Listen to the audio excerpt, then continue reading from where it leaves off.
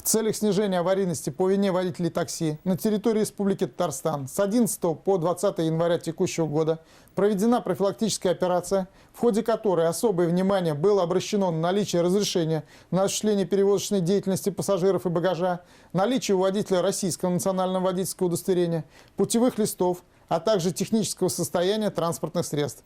Во время проведения мероприятия проверено около 6 тысяч легковых такси.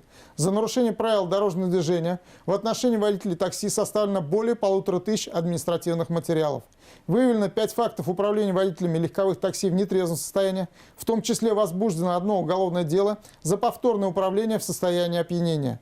6 фактов управления водителями лишенными и не имеющими права управления, 47 фактов перевозки пассажиров и багажа водителям, не имеющим разрешения на осуществление данной деятельности.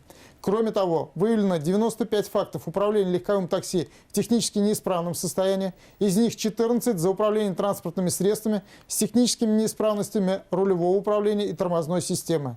Работа по профилактике нарушений правил дорожного движения водителями легковых такси будет продолжена.